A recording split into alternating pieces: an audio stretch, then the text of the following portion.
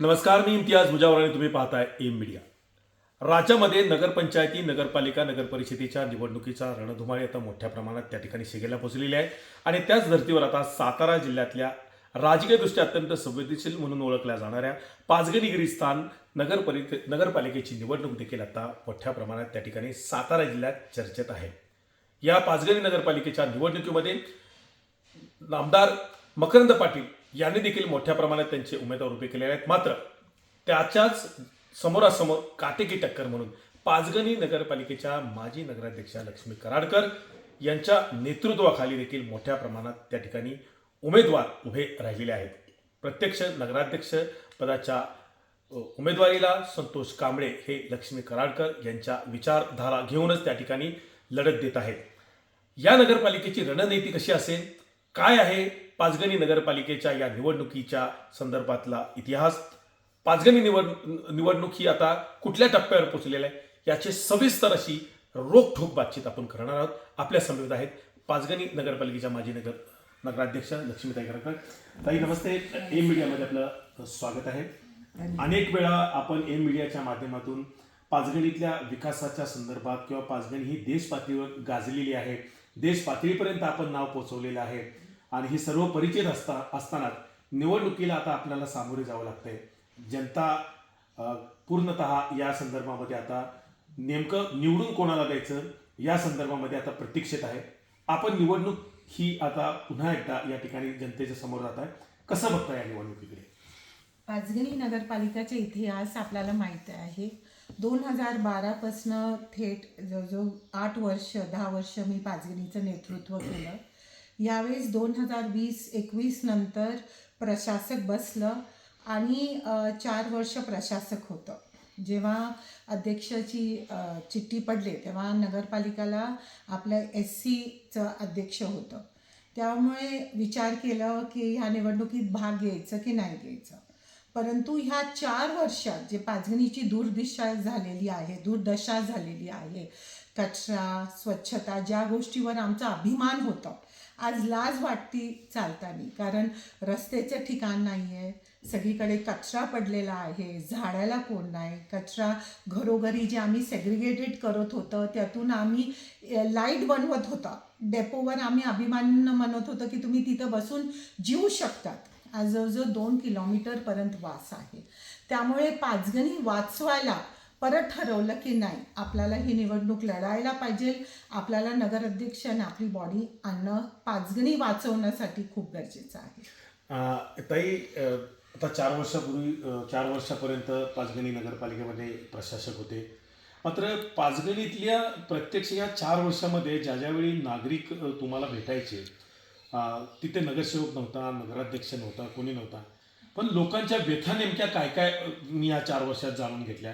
त्यांना काय काय अनुभवांना, काय काय समस्यांना सामोरे जावं लागलं? या 4 वर्षात बॉडी नव्हती. तर आपल्याला सगळ्यांना माहिती आहे की बॉडी नसल्यामुळे कोणाला, जे प्रशासक होतं तो कोणाला जबाबदार होता.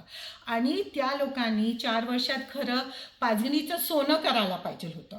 लोक पाचगणीला, लक्ष्मी कराडकरला विसरून जायला पाहिजे होतं. कारण ती नगरपालिका तुमच्या अंडर आहे. तुम्ही किती निधी द्यायला पाहिजे होतं आणि किती सोनं द्यायला पाहिजे होतं. कारण राजकारण करायला कोण बॉडी किंवा विरोधक नव्हतेच. आज लोकांची अशी व्यथा होती की कोणाशी बोलायचं.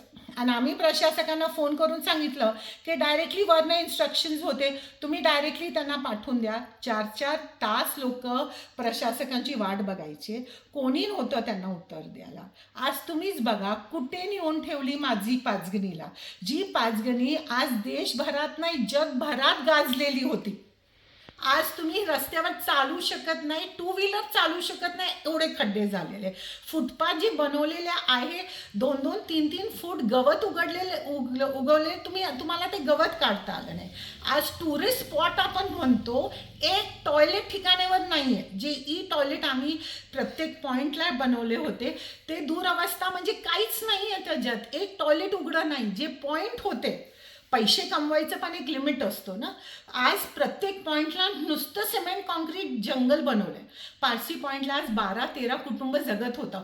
कोण कणस विकत होतं, कोण आपलं स्ट्रॉबेरी विकत होतं, कोण ज्यूस बनवत होतं. आज तुम्ही तिथं गेलं तर तुम्ही उभं राहू शकत नाही, माती तोंडात जाती. अर्धवट काम सगळीकडे करून ठेवलेलं आहे. निधी दिली होती तर पूर्ण तरी करायचं. तुम्हाला तुमचे कॉन्ट्रॅक्टर पाहिजे, तुम्हाला तुमची माणसं पाहिजे, तुम्हाला तुमचं प्रशासक पाहिजे. ह्या लोकांना पाचगणीवर अजिबात प्रेम नाही आहे. तो येणारा अधिकारी 2 वर्ष काम करतो, आपलं जे काय असेल बनवतो आणि जातो. परंतु प्रशासकांच्या वर कोण होतं त्यावेळेस? प्रशासक कोणाला जबाबदार होतं? प्रशासक कोणाला उत्तर देत होतं? प्रशासक कोणाच्या अंडर काम करत होता? तुम्हाला पाचगणीवर प्रेम नाही आहे, पण मला माझ्या जनतेवर प्रेम आहे, माझं जनतेला माझ्यावर प्रेम आहे. त्यामुळे ही जी मोहीम आहे आणि तुमच्या माध्यमातून प्रत्येक नागरिकांना हात जोडून विनंती करते, आपली पाचगणी वाचवायलाच पाहिजे. 4 वर्ष पाचगणी चुकीच्या हातात होती आणि कुठे नेऊन ठेवली आपली पाचगणीला? हीच वेळ आहे जनतेने त्या लोकांना उत्तर देणे. मॅडम, आपण आपल्या काळामध्ये आपण नगराध्यक्ष होता, आपली सत्ता गेल्या अनेक वर्षापासून पाचगणी नगरपालिकेमध्ये आहे आणि या सत्ता आपल्या ताब्यात असताना आपण म्हणजे पाचगणीकरांनी प्रत्यक्ष बघितलेलं आहे की आपण दिल्लीमध्ये जे पुरस्कार घेतलेले आहेत आणि ते पुरस्कार नुसते असे जाऊन घेऊन आणलेले नाही. म्हणजे याला पत्रकार आणि बाकीचेही जिल्हा सगळा साक्षील आहे की आपण ज्यावेळी दिल्लीमध्ये गेला त्यावेळी पुरस्कार आपण ज्यावेळी घेऊन आलो त्या पुरस्काराला शोभेल असं काम पाचगणीमध्ये पाहाव्यास मिळतं, अशी चर्चा संपूर्ण आजही देखील आहे. मात्र तुमच्या काळामध्ये जी केलेली कामं होती आणि त्यानंतर त्या केलेल्या विकास कामाची दुरावस्था ही पाचगणीकरांनी पाहिली, पण तुमच्या नजरेमधून तुम्ही केलेल्या कामाची दुरावस्था कसं काय सांगाल? मी माझ्या कामाची कधीही बोलणार नाही. मी कायम आत्ता पण 1-3 महिन्यापूर्वी जेव्हा दिल्लीला कॉन्फरन्स होता ICEचं, जेव्हा 26 देश होते, बाहेरचे देश होते, तेव्हा पण मी म्हणाले हे लक्ष्मी कराडकरचं काम नाही आहे, पाचगणीकरांचं काम आहे. आज स्वच्छता जी होती किंवा कचरा जे होतं, आम्ही माणसं पाठवत होतं, पण लोकांचा सहभाग होतं. तो टॅक्सीवाला असू किंवा टुरिस्ट टॅक्सीवाला असू, कोणी असू, जेव्हा टुरिस्ट फेकत होता तेव्हा तो म्हणायचे आमची पाचगणी स्वच्छ आहे बरं का, 25 मीटरला डस्टबिन आहे, तुम्ही डस्टबिनमध्ये टाका. आज फिरा ना दादा, तुम्हाला एक डस्टबिन जागेवर दिसणार नाही. जी दुरावस्था करून ठेवली पाचगणीकरांना तुम्ही अपमानित केलेलं आहे. लक्ष्मी कराडकरचं एकटीचं काम आहे का किंवा बॉडीचं एकटीचं काम आहे? हे लोकांचं सहभाग, लोकांना गर्व वाटत होतं की आमची पाचगणी स्वच्छतामध्ये. आमचं स्लोगन होतं कचरा दाखवा 1000 रुपये घ्या. आज त्यांनी चॅलेंज करावं, ते स्लोगन घेतलं ना तर दिवसाला त्यांना 10 लाख रुपये द्यावं लागेल. एव्हरी नूक अँड कॉर्नरला कचरा आहे. आमच्या वेळेस कचरा गाडी रोज यायची, ती स्वच्छग्रही बिचारे किती पगार देत होतो आम्ही त्यांना, 7 आणि 8 हजार रुपये. आज एक स्वच्छग्रही नाही आहे. टेबल लँडला साफ करायला जे लेडीज आम्ही ठेवले होते बचत गटाचं, त्यांना काम दिलेलं नाही आहे. ठिकठिकाणी कचरा आहे, पाणी येत नाही आहे, गळते, गवत एवढं उगलेलं आहे. गटरची अवस्था, गटर तर मला वाटत नाही 6 महिन्यात साफ केलेलं असणार आहे. आज हे सगळं माझं एकटीचं नाही, गावाचा अपमान केलेला आहे त्यांनी 4 वर्षात. नक्कीच पाचगणी आणि पाचगणीतलं शहर आणि पाचगणीतलं गाव याचं तुमचं एक भावनिक नातं अनेक वेळा पाहावयास मिळालं. म्हणजे अगदी सुखदुःखामध्ये सहभागी होणाऱ्या लक्ष्मीताई कराडकर पाचगणीकरांनी अनेक वेळा बघितल्या. म्हणजे डोळ्यात तुमच्या दरम्यानच्या काळामध्ये तुम्ही अनेक वेळा पत्रकारांनाही याबाबत बोलताना तुम्ही डोळ्यात अश्रू आणले होते की काय माझी पाचगणीची अवस्था झालेली आहे. म्हणजे ज्यावेळी तुम्ही पाचगणीमध्ये फेरफटका मारायचा त्यावेळी तुमच्या डोळ्यात अश्रू यायचे. आम्ही स्वतः अनुभवलेलं आहे या सगळ्या गोष्टी. मात्र ती जे वेदना आहे आणि त्या एक घर म्हणून पाचगणी म्हणून तुम्ही त्यावेळी आत्ता बघितलं दरम्यान, हे आता घर स्वच्छ करण्याच्या दृष्टिकोनातून जो पाचगणीतला सार्वजनिक ठिकाणचा, राजकारणातला आणि समाजकारणातला जो कचरा झालेला आहे, तो कचरा साफ करण्याच्या दृष्टिकोनातून काय विजन समोर ठेवलं आहे? प्रथमतः तर दादा तुम्हाला सांगते, मला राजकारणात कधीही इंटरेस्ट नाही आहे. मला फक्त माझ्या गावावर प्रेम आहे. मला पाचगणीच्या पलीकडे कुठे जायचंच नाही आहे, मला मोठं व्हायचंच नाही आहे. मला माझ्या गावावर खूप प्रेम आहे. स्वच्छता जे करायची आहे संपूर्ण मला राजकारण आणि ते राजकीय दुश्मन आहे नाही. माझी बॉडी अशी असणार आहे, तुम्ही बघणार की जे जे नगरसेवक निवडलेले आहेत तरुण पिढी आहे. मी सुद्धा एक 5 वर्ष बघणार आहे आणि त्यानंतर रिटायर होणार आहे, नवीन पिढी देणार, कारण त्यांच्या जे एनर्जी अँड विजन आहे माझ्यात आणि आमच्या जुन्यात नसणार आहे. हे साफ साफ करायचं प्रश्न येत नाही आहे. प्रश्न येतोय की त्या लोकांना निवडून देणारे की ज्यांना खरोखर पाचगणीवर प्रेम आहे. नुसतं घर भरायला जे आपण बघितलं आहे, घर भरायला निघाले लोकांना निवडून देणार नाही. सामान्य कुटुंबातले माणसं आहेत ज्यांना आपण चूज केलेला आहे आणि ज्यांची 2-3 पिढी पाचगणीत राहिलेलं आहे. पाचगणी गाव साहेब तुम्हाला सांगते एवढं सुंदर आहे. मला कधीही वाटलं नाही की मी सासूरवाशी नाही. आज 35 वर्ष माझ्या लग्नाला झालेलं आहे, पण एवढं प्रेम गावाने दिलं आहे. हे गावाच्या प्रत्येक नागरिकाने एवढं प्रेम दिलेलं आहे, कारण त्यांना ते आपुलकी आहे. माझी पाचगणी आज टुरिस्ट येताना ना पहिलं शिवी घालतो, कारण तुमचं जे रस्ता सुरूरवरनं जायचं पहिलं कुठे जोशीवीरवरनं वर यायचं, येताना घाट खांदून ठेवलेलं आहे. आज तुम्ही जे रस्ता कोल्हापूर हायवेला दिलेला आहे एकही खड्डा भरलेला नाही आहे. तुम्ही आज बायका आमच्या इथे मुलं शाळेत सोडायला जातात, 2 व्हीलरवर किती लोक पडतात. कशाला वाली नाही आहे, न वॉटर सप्लायला वाली आहे, न बुधवारी प्रत्येक बुधवार आमचा जे बाजार दिवस असतो 2-3 मोबाईल चोरीला जातं. नो आन्सरबिलिटी. पाणी 2-3 दिवस येत नाही, कोण जबाबदार? हे आमच्या अंडर नव्हतं, पण तरीही आम्ही लोकांचा सहभाग घेऊन आपण लोकांना विचार करून त्या डिपार्टमेंटमध्ये करून ठेवत होतं. नेमकं दिवाळी सीझन आलं की यांना सुस्त रस्ते खांदायला. आता तुम्ही बघा काय अवस्था करून ठेवली. मेन रोड जे पारसी पॉईंट टू नाका आहे संपूर्ण खांदून ठेवलेलं आहे. खांदायचं 2 दिवस 4 दिवस कामं नाही करायची. हे कोणाच्या अंडर येतं? कोणच वाली नाही आहे. आज टुरिझम, शाळेची मुलं, तुम्ही आज दुकानदार, तुम्ही आज व्यापारी सगळे रडतात. धंदा कुठे आहे? आज एवढी अवस्था केली की लोक म्हणतात पाचगणीला यायला जे नॉर्मली पुण्यावरनं 2-2.5 तास लागत होतं आज 3.5-4 तास लागतोय.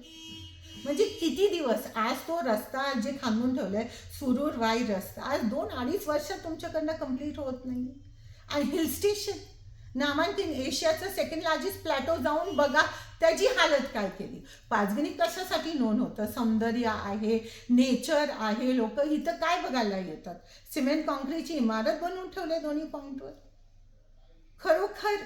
आज खरंच माझं खूपच व्यथा होतीये जेव्हा पाचगणीची ही अवस्था बघते. आणि हे फक्त माझी नाही आहे, प्रत्येक नागरिकाची ही व्यथा आहे.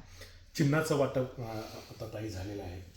चिन्ह आज घराघरामध्ये पोहोचणार आहे. 3 ते 4 दिवसातच निवडणुकीचा रणधुमाळी आता थांबेल. प्रचाराच्या तोफाही थांबणार आहेत. मात्र या 4 ते 5 दिवसामध्ये प्रत्यक्ष 2 तारखेला तर मतदान होणार आहे, 3 तारखेला निकाल आहे.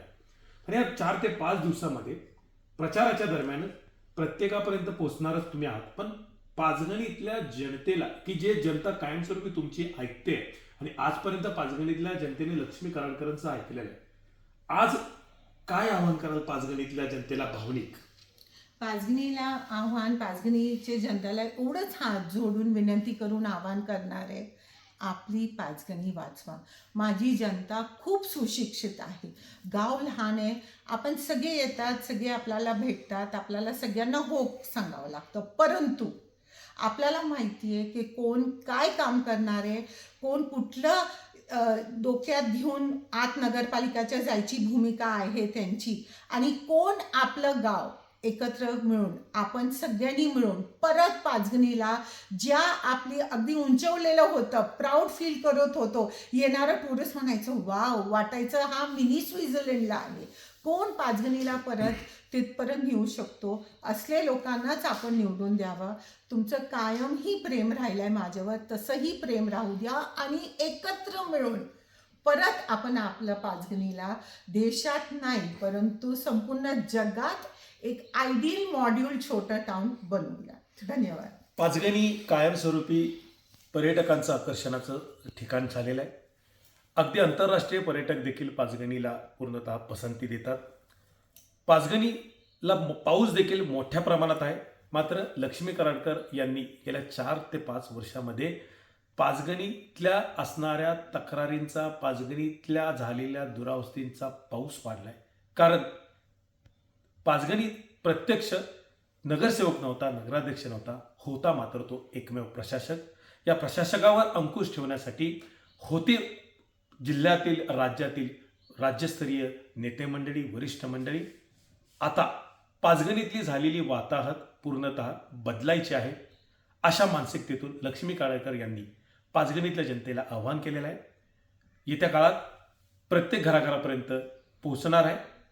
मतदार सुज्ञ आहेत.